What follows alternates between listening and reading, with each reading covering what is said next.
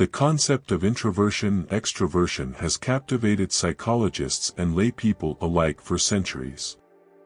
Originating from the work of Carl Jung, the idea that people differ in their levels of sociability and preference for social interaction has since become a central concept in personality psychology. Today, the distinction between introversion and extroversion is widely used to understand and explain individual differences in behavior, cognition, and emotion. The notion that people are either introverted or extroverted is a simplification, as most people fall somewhere along the spectrum between the two extremes. Introverts are typically characterized as being introspective, reserved, and preferring solitary activities, while extroverts are described as outgoing, sociable, and energetic in social situations. Despite these generalizations, the distinction between introversion and extroversion is much more nuanced, and you can exhibit qualities of both introversion and extroversion in different situations and at different times in your life. The study of introversion and extroversion has been a central theme in the field of psychology for many years, with researchers from various subfields contributing to our understanding of these personality traits. For example, personality psychologists have studied the underlying traits that contribute to introversion and extroversion. Social psychologists have explored the social and interpersonal implications of these traits, and neuroscientists have investigated the neural mechanisms that underlie them. Introversion and extroversion have implications in the workplace. Research has shown that introverts tend to be better suited to jobs that require a lot of independent work and solitary activities, such as writing and programming. They are often seen as strong problem solvers, and they excel in situations that require deep focus and attention to detail. Extroverts, on the other hand, tend to be better suited to jobs that require strong interpersonal skills and social interaction. They are often seen as natural leaders, and they excel in situations that require collaboration and teamwork. Extroverts are more likely to be drawn to jobs that offer excitement and novelty, such as sales and marketing. Introversion and extroversion are not always clear-cut, and you may display traits of both introversion and extroversion in different situations. For example, a person may be introverted in social situations but extroverted at work, or vice versa. Additionally, some individuals may display more ambiverted traits, meaning they display both introverted and extroverted behavior in different situations.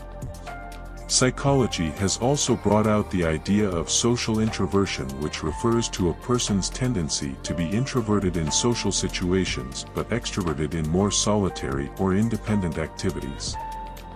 For example, a person who is socially introverted may feel comfortable and confident working independently, but become anxious or uncomfortable in social situations. Another contribution of psychological fact is the idea of not having absolute or static traits. Research has shown that people can develop and improve their introverted or extroverted traits over time, based on their experiences and the environment they are in. For example, an introverted person who is working on developing their social skills may become more extroverted over time, while an extroverted person who is experiencing burnout may become more introverted. There is a growing body of research that has explored the relationship between introversion and extroversion and mental health. For example, studies have found that individuals who score high on measures of introversion are more likely to experience anxiety and depression, while individuals who score high on measures of extroversion are more likely to experience impulsivity and behavioral problems. Studies have shown that there are differences in the way the brains of introverts and extroverts process information and respond to stimuli. Research has found that introverts tend to have a stronger response to stimuli in the brain's reward center, while extroverts tend to have a stronger response in the brain's fear center. These differences in brain activity may explain why introverts and extroverts respond differently to social situations and environments.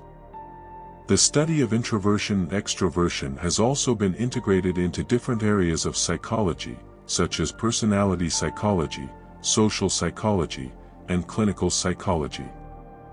For example, personality psychologists use measures of introversion and extroversion to understand personality traits and predict behavior, while social psychologists use these traits to study social behavior and interpersonal relationships. Clinical psychologists use introversion and extroversion as a framework to understand and treat mental health issues, such as anxiety and depression. Introversion and extroversion are not the only factors that influence behavior and personality.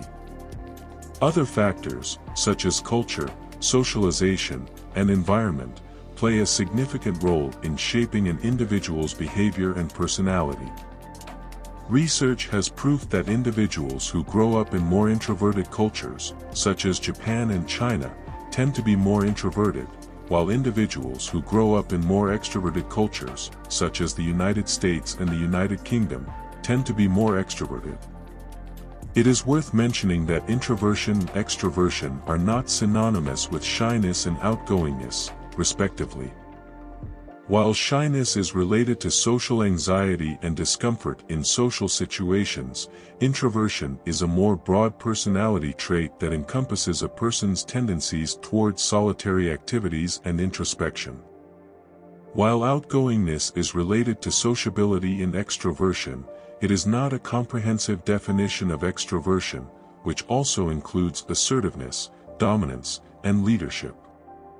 By understanding the differences between introversion, extroversion, shyness, and outgoingness, you can better understand your own behavior and personality. It is important to remember that introversion and extroversion are not absolute categories, and most individuals exhibit qualities of both in different situations and at different times in their lives. Additionally, introversion and extroversion are just two of many factors that contribute to an individual's behavior and personality, and other factors, such as culture, socialization, and environment, also play an important role. Despite its limitations, the study of introversion and extroversion has important practical implications. Understanding these traits can help you better understand yourself and your behaviors, improve your relationships with others, and reduce your risk of mental health issues, such as anxiety and depression. In closing, introversion and extroversion are fascinating topics that continue to captivate psychologists and laypeople alike. By exploring the history, research, and implications of these traits, you can gain a deeper understanding of who you are and how you interact with the world.